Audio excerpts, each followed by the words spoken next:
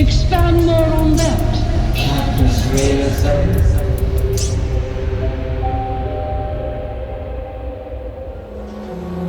What? I was just thinking, wouldn't it be funny if I wasn't the only one who could dream effectively? What if everybody could do it? And reality was being pulled out from under us all the time. And we didn't even know it. Well, it's just a thought.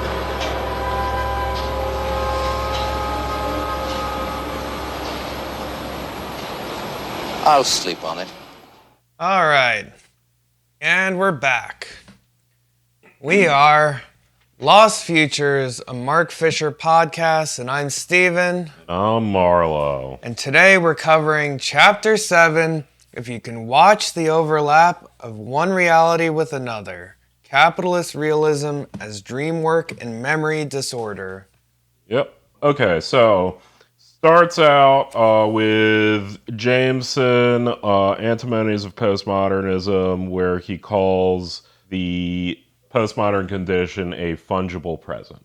Right, and I think this concept carries throughout this entire chapter, and it kind of builds on the previous chapter that he had about bureaucracy and how bureaucracy and the Office Space example, where you're given kind of a passive authoritarian figure that kind of molds your reality to whatever a company wants it to be. Yeah, the distinction I draw is with that last chapter, he was kind of wrapping up his concept of the two locuses to challenge capitalist realism on, and this we're kind of so moving on from that, building off that, as you said. So it was like mental illness, bureaucracy, and now he's saying what happens to people living under capitalist realism. I think that's fair. How are their lives and their experiences changed? How are their realities shifted? And one thing that he looks at initially with this is this idea of dreaming, but also as a kind of fungible reality. Yeah, so fungibility, I mean, I think interchangeability is a fair enough synonym to use. A reality that can be molded in such a way, but he wants to distinguish from a generalized concepts of propaganda, I guess, or even getting a little more than the Marxist idea of ideology, more of a reality that's constantly changing, but you don't even know it. Pretty much the idea we're working. I relate this similar to, I think, what he does with management coming to you, telling you you need to work on Saturday, you need to work on Sunday. You're constantly changing every week with different alternating schedules. Sometimes they'll set a schedule and they'll change your schedule at the last minute and then come to you and say, well, we're really sorry, but can you come in this time? And that and for the good of the company. And I feel like that's really what fungible reality under capitalist realism looks like in a very concrete way. He goes in on the idea of the manager who gives competing goals that are self-contradictory, but the contradiction isn't even what you said about saying we're sorry, but I think he's talking more about a thing where there's no acknowledgement enough to even know they should say sorry. Yeah. I think is fair to say. So he starts with The Lathe of Heaven, one of the seminal books in anarchist written anti-communist sci-fi from the 20th century. Ursula Le Guin. Yes. Le Guin. I honestly don't know. I've never actually heard her name pronounced by someone who knew the pronunciation. Only seen it written down. So it's about a man named George Orr, or as I call him, George Orr.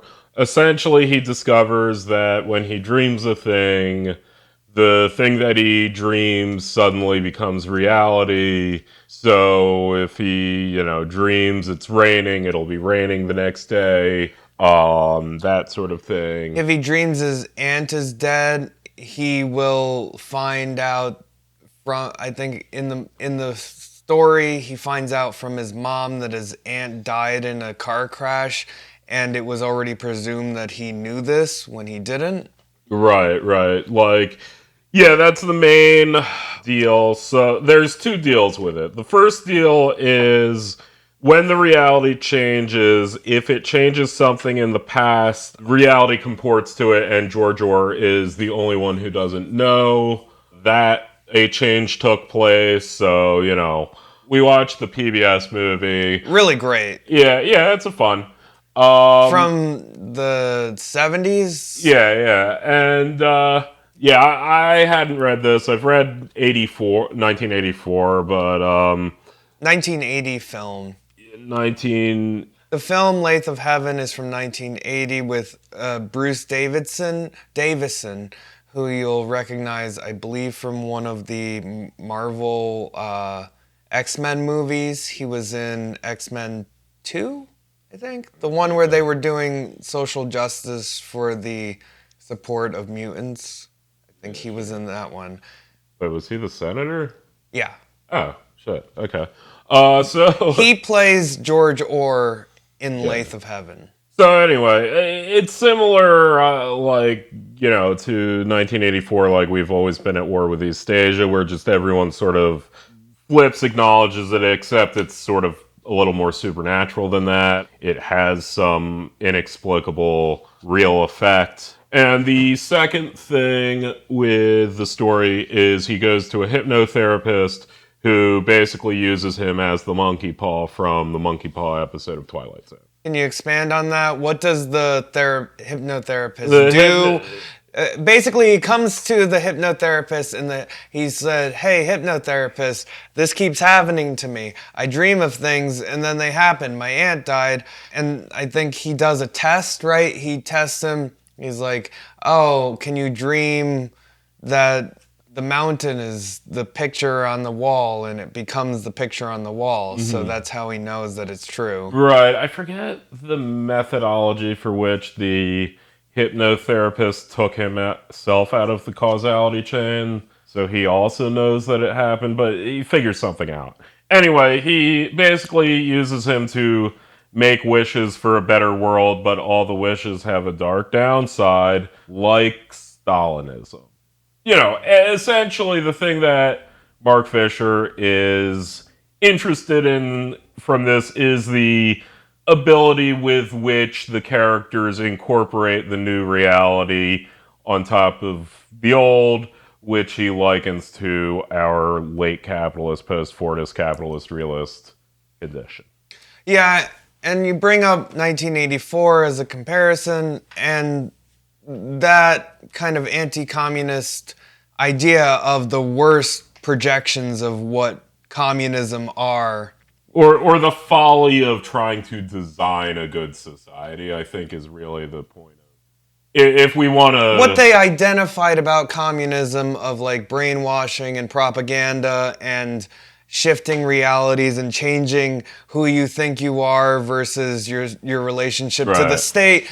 He's saying the worst things that these anti-communists wrote about communism are true right now in capitalism. Yeah. So, absolutely. The one Le Guin I did read was a short story, which I'm now just realizing was also anti-communist. You're just realizing this now? Yeah, The Ones Who Left Omelas. Yeah, it was just a cool story, but, it's still like a paradise built on suffering, and the heroes are the ones who reject it. But yeah, so that's basically pretty much how the story goes. Because it's the 70s, the scientist is like, dream of a world where there's no overpopulation, and then like a plague wipes out like all of Africa. It's fun.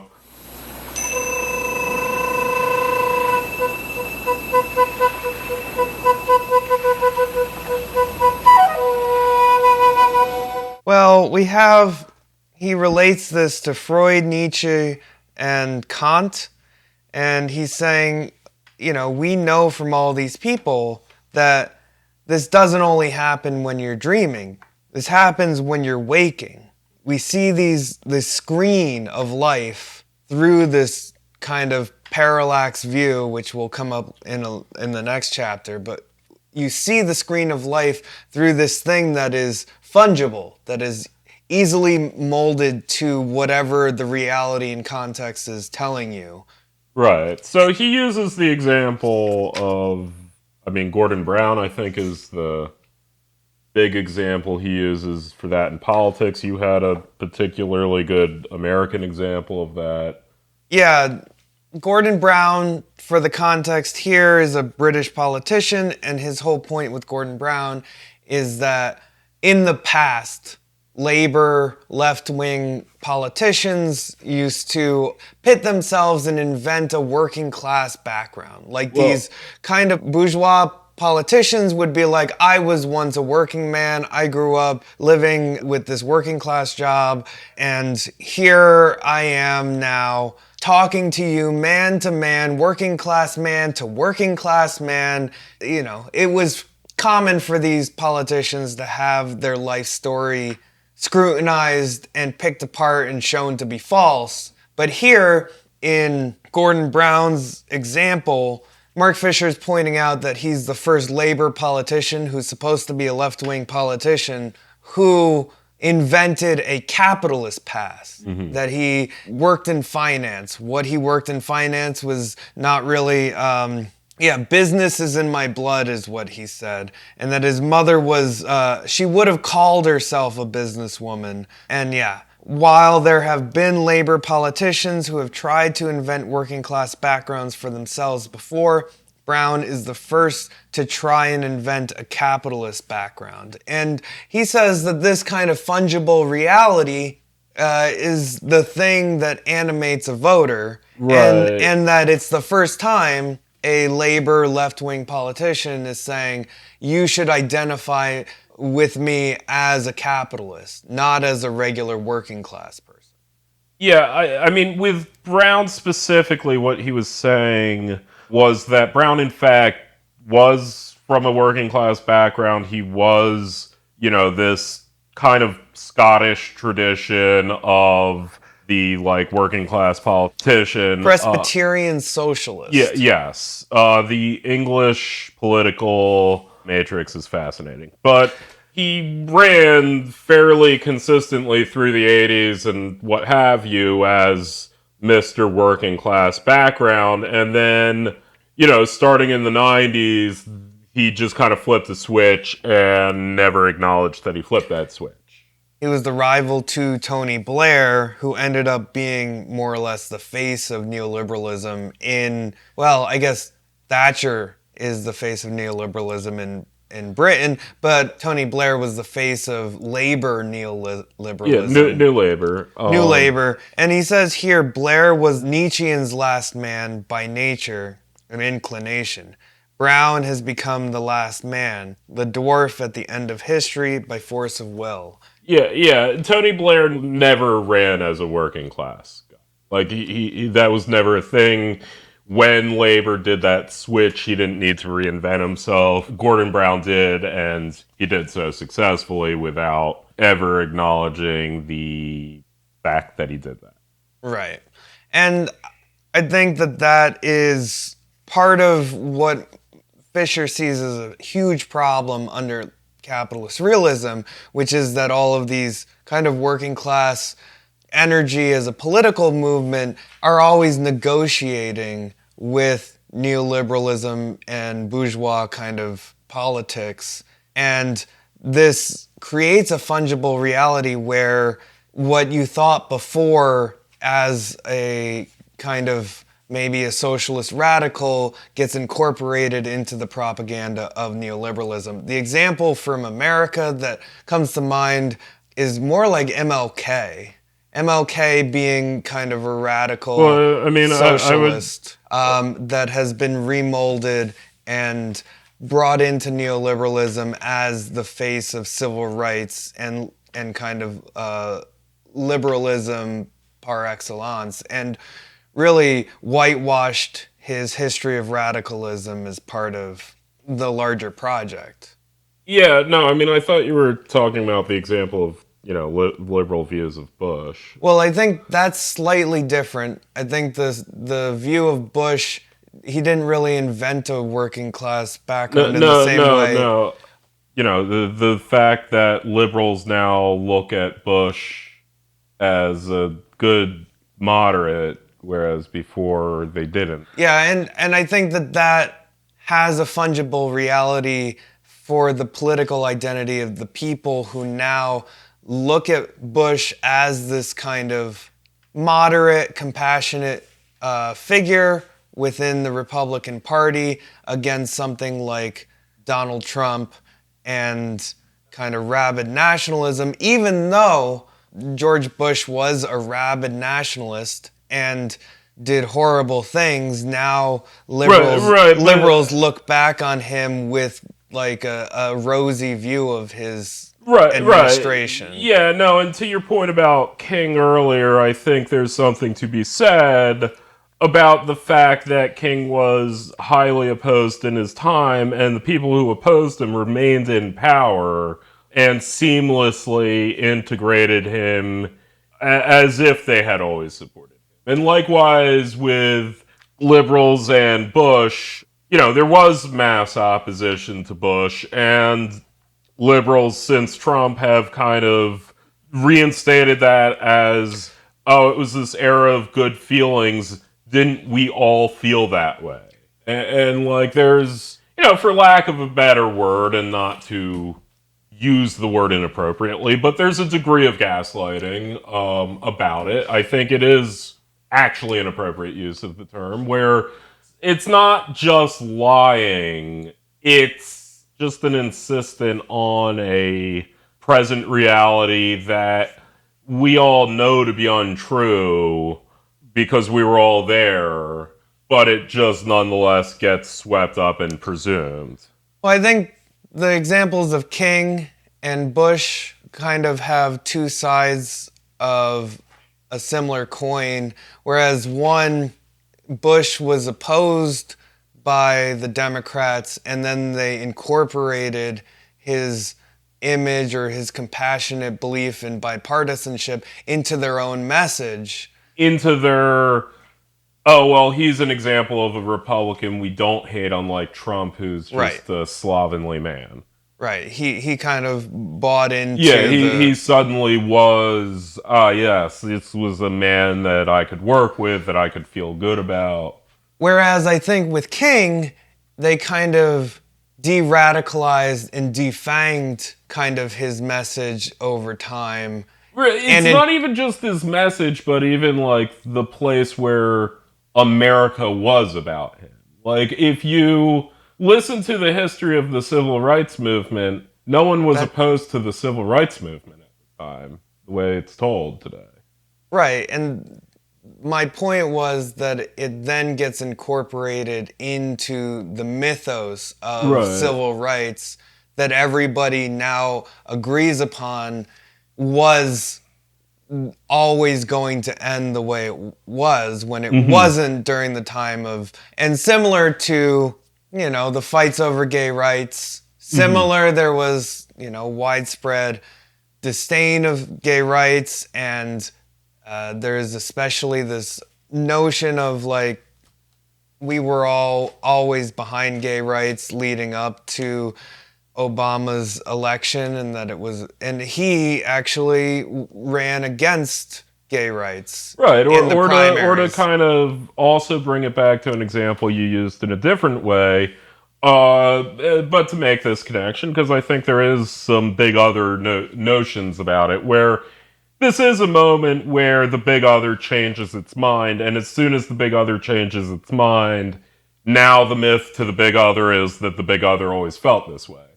And to that end, the Republicans have always been against the war in Iraq. To that end, everyone has always been against the war in Iraq.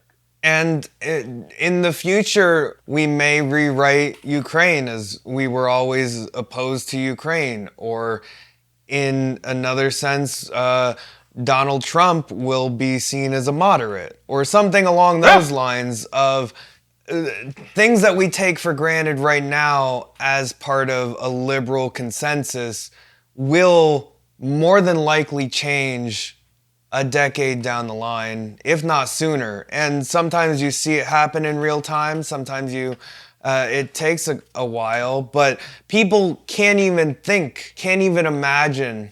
Yeah, they're not actively there for it. I mean, no one thought Nelson Mandela was a terrorist in the 80s.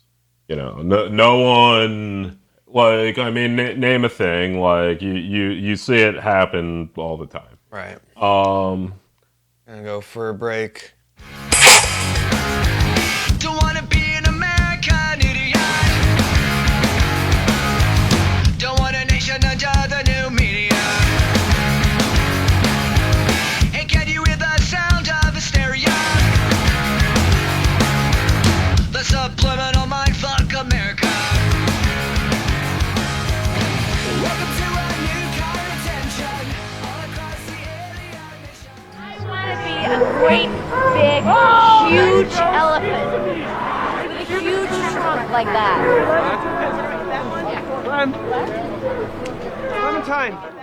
All right, so that was a clip from the movie that he passingly references, but it's a very good movie. The chapter has the word memory in the title, so he just, like, name drops Memento, Eternal Sunshine, and the Bourne films, like, just in a sentence.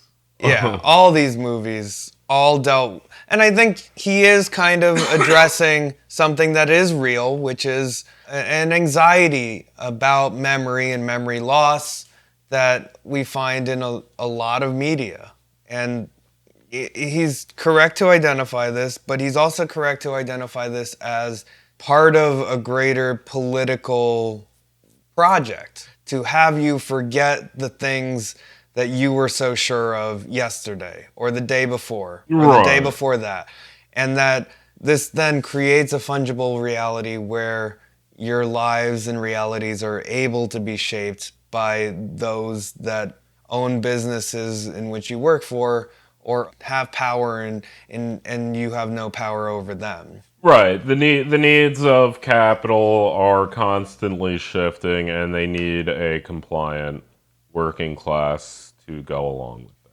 Jason Bourne does remind me a little bit of the what he's talking about, Gordon Brown, because he has to remember his past, right? Like he is a person without past. He's sort of a tabula rasa. He doesn't remember what he had. So he has to find all of these clues about his past. And yeah, in the original novel, there's this quote: "I have to know certain things enough to make a decision, but maybe not everything. A part of me has to be able to walk away, disappear. I have to be able to say to myself, what was isn't any longer, and there's a possibility that it never was because I have no memory of it. What a person can't remember didn't exist for him."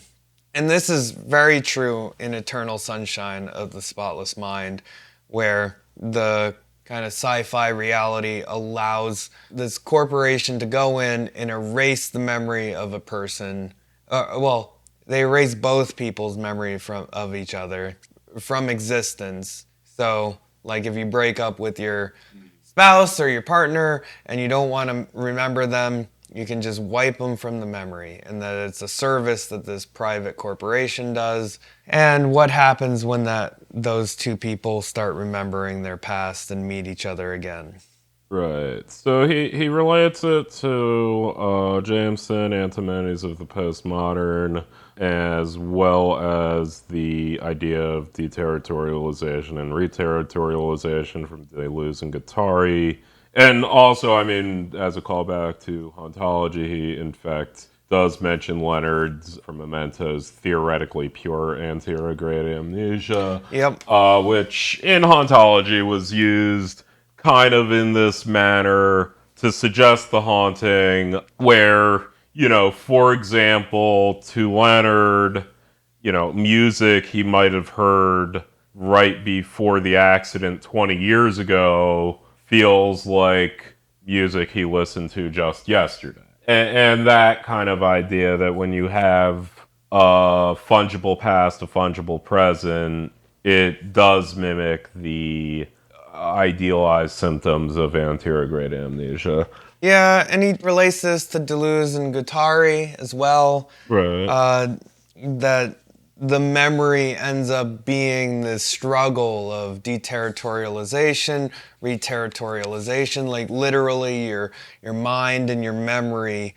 In some of these examples, like Eternal Sunshine, but also Memento, those are things that then get bulldozed over and replaced with other things. And you have like flickering senses of them. Mm-hmm. He mentions memories are photoshopped. Here's a good quote. If memory disorder provides a compelling analogy for the glitches in capitalist realism, the model for its smooth functioning would be dreamwork. What we are dreaming, we forget, but immediately forget that we have done so. Since the gaps, lacuna, in our memories are photoshopped out, they do not trouble or torment us. What dreamwork does is to produce a confabulated consistency which covers over anomalies and contradictions, and it is this which Wendy Brown picked up on when she argued that it was precisely dreamwork which provided the best model for understanding contemporary forms of power. And this is where he talks about Wendy Brown's essay, American Nightmare, Neoconservatism, Neoliberalism, and De-Democratization. And I think this will take a little bit of explanation from a political science person such as yourself. Honestly, I always read this. I always had, like, an issue with it. So her question is... Wendy Brown, for the record, is the life partner of Judith Butler. Yeah, okay. And she's more of a political theorist than Judith Butler is, but Judith Butler is also an important political theorist and known for gender troubles. Yes. She's known for gender troubles, nothing else. If you ever meet Judith Butler, ask her Just about gender troubles. Only ask her about the one book she wrote 40 years ago. You have not read a single other book of hers. She loves that in interviews. She loves when people actually do that. Ask her. She loves it in Q&As. She loves it in interviews. Go to a Q&A about a book she just wrote and get in line for the questions. Don't ask her about that book she just wrote that she's talking about. Ask her about gender troubles. Ask her, is gender performative? Yes, ask her that. Say, hey, sometimes I, like, perform a different gender. Does that mean I'm the different gender? Ask her that question. She loves that question. Anyway, Judith Butler's partner, Wendy Brown, wants to answer the question of how is it that neoliberalism and neoconservatism work together to deliver the same things despite being apparently different. My general question in reading this is I never thought of them as apparently different. I always thought of, at best, neoconservatism to be a specific group of neoliberals that, like, kind of share a little bit of, like, culture and history, but otherwise, I view them as more or less the same. And it never even occurred to me that they ever said they were different, but hey. Okay, so let's look at her distinction and then you can react to it. How does a rationality that is expressly amoral at the level of both ends and means, in parentheses, neoliberalism, aside, so she's defining neoliberalism as an amoral rationality that is concerned with the ends and means, intersect with one that is expressly moral and regulatory, neoconservatism, in parentheses. So neoconservatism is the moral regulatory system, whereas neoliberalism is amoral and it seems like she's saying is a market system. Right. How does a project that empties the world of meaning, that cheapens and deracinates life and openly exploits desire, intersect one centered on fixing and enforcing meaning, conserving certain ways of life, and repressing and regulating desire? So Neoliberalism, by this definition, empties the world of meaning and uses life to exploit desire, contrasted against neoconservatism, which is fixing meaning and enforcing meaning and conserving a way of life while repressing desire. I think that's like, one is exploiting desire and one is repressing desire. So George W. Bush's administration is generally considered the neoconservative administration, wherein he directly brought in a bunch of think tank and political theorists in the neoconservative school. Upon winning, that 9/11 sort of accelerated the neoconservative international project, etc., etc. They tried to privatize social securities. Like, there's a very, I guess, particular way she's using regulatory versus deregulate, because that doesn't comport with how I would normally use those terminologies. Like, to me, neoliberalism is a generalized set of political theories centered around a general belief in market efficacy and the role of a government to support that, both domestically and abroad. Neoconservatism is a form of neoliberalism that focuses heavily on the abroad part and also has a particular history as being former Trotskyist Cold Warriors who believe in, at the very least, a positivist view that liberal market-based democracy is a good thing not only for the people who live under it, but also for other liberal democracies. It's better to have more countries that are like yourself. And they believe that a way of protecting and growing markets is an aggressive use of the US military to insert liberal market democracies abroad and encourage their spread and growth, while adopting a generally deregulatory scheme at home. And its connection to social conservative, culture war issues has always been fairly incidental and tenuous. Like, it was founded by mostly Jewish ex-Trotskyists from New York City. I don't know that she's discussing those that found it, though. But, I mean, until the 80s, it wasn't married to the Republican Party at all. And it was the 80s where you got that insertion of the, cultural Christian moral majority with a neoconservative project. She does seem to locate this specifically with the Bush administration and specifically with Christian evangelical voters. So it seems like, or voting blocks in their desires. So it seems as if almost she's answering more of a question of neoconservatism itself in its modern inception at the time, which was combining neoliberal ideas with culturally conservative ideas, restricting abortion, restricting stem cell research, which is a big issue at the time, and different things like that, gay marriage, etc.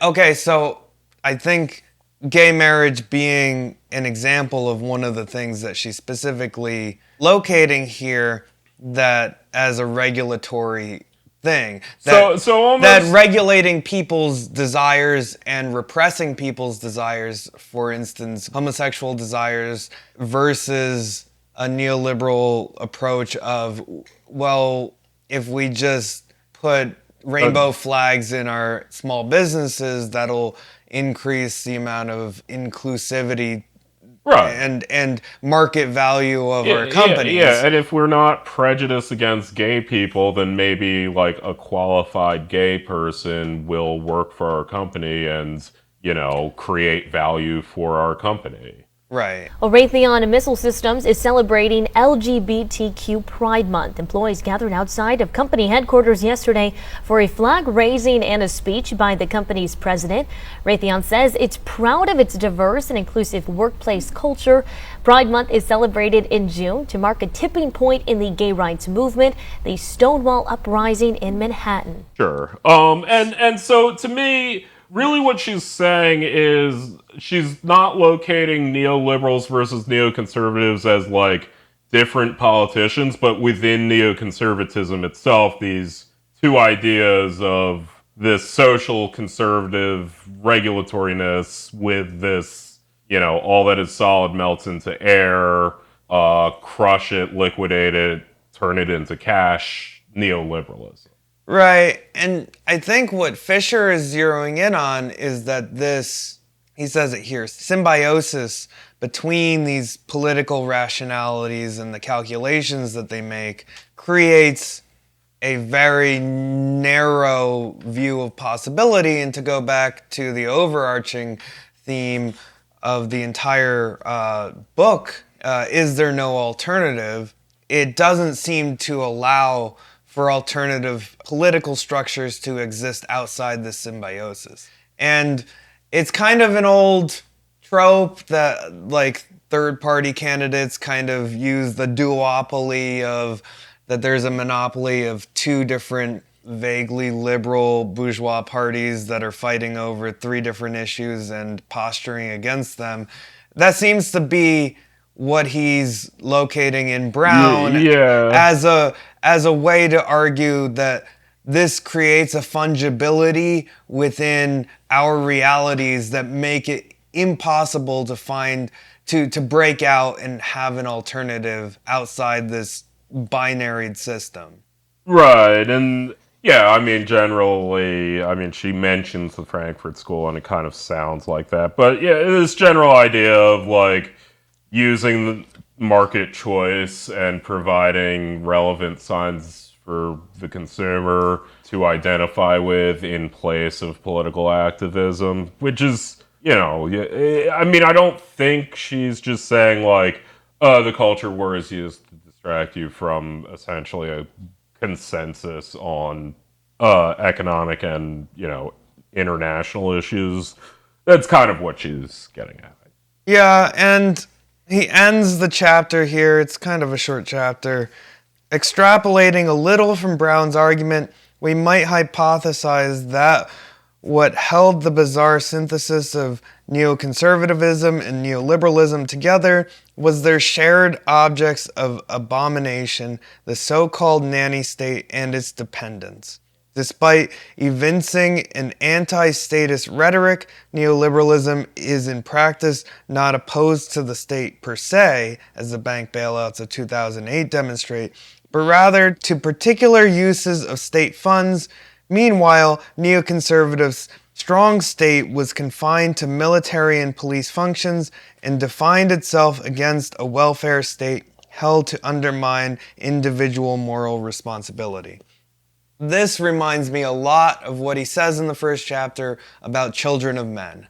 That when given a chance, neoliberalism, and here he's including neoconservatism, that given the chance to accelerate its process, given the expansion of surveillance state, given a chance to destroy the welfare state, what do you have but you reduce the state to its military functions and basically, like you're on the axiom, you're just kind of getting desire signs spit at you and you just click on buttons and at the same time there's wars overseas, there's things that are being done and atrocities that are being done, and there's like immigrant shelters, immigration like concentration camps next to Starbucks. This kind of like exists, and he's kind of coming to the question of how can these two things possibly exist next to one another, kind of like all these horrible human rights violations next to, hippies partying in a desert. Yeah, and I think to kind of go back to my confusion, I think really what Wendy Brown is trying to say is you would think if someone was to privatize Social Security or attempt to do so, that would be a impersonal market logic that doesn't care about tradition, that doesn't care about society, that just wants to increase value. If you look at someone who says the government has an interest in who you marry, you would think that's, on the alternative, a government that's highly personal, that's highly interested in things other than creating value, that is highly interested in a smoothly functioning, homogenous society.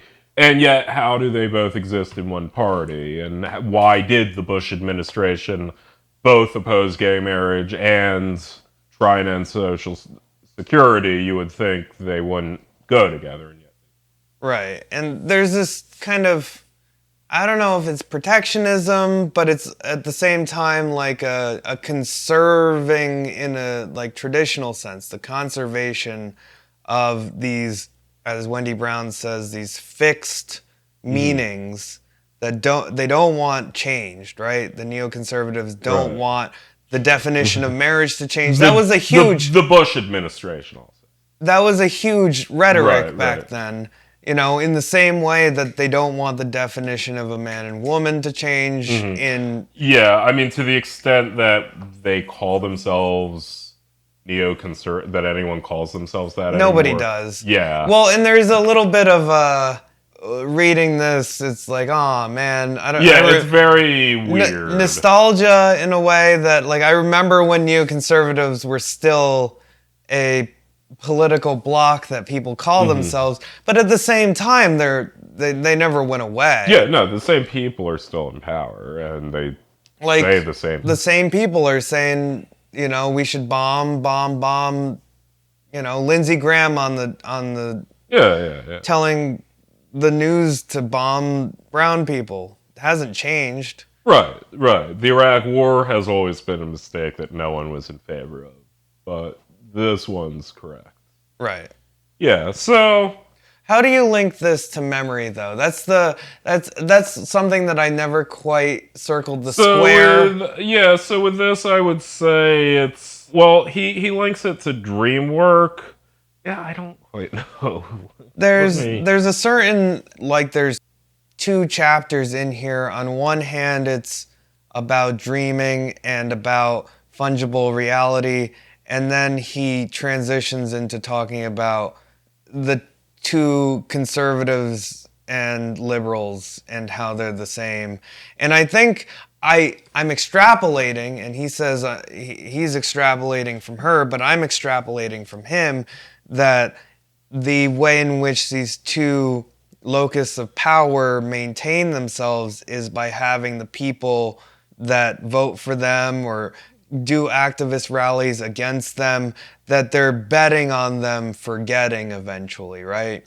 Yeah, or being able to sort of seamlessly incorporate the one and the other, that suddenly, no, in fact, you at once have gay marriage is not regulatory but a thing imposed on you, and Social Security is not society, but instead an undermining of traditional societal values.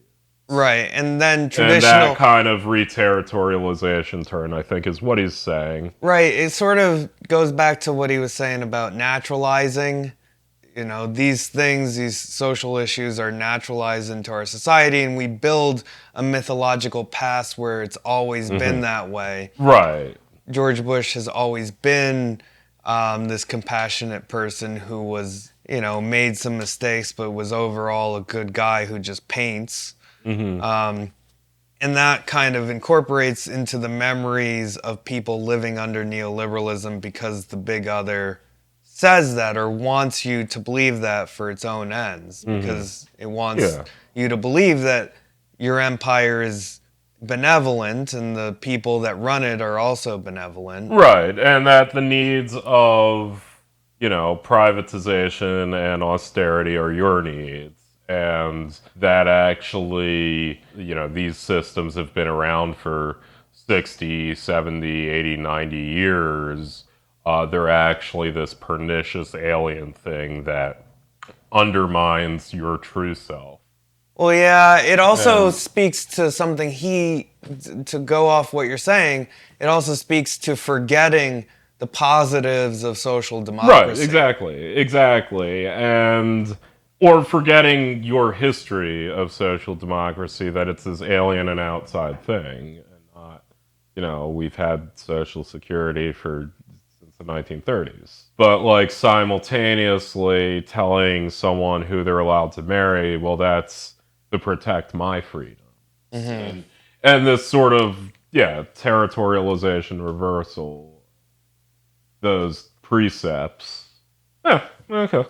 Yeah, I think we hashed that out. Check out next time when we go deep into Kafka. Mm-hmm. There is no central exchange. And we'll leave you... Never forget 9/11. Leave you... Remember to never forget. Remember the night you said I love you.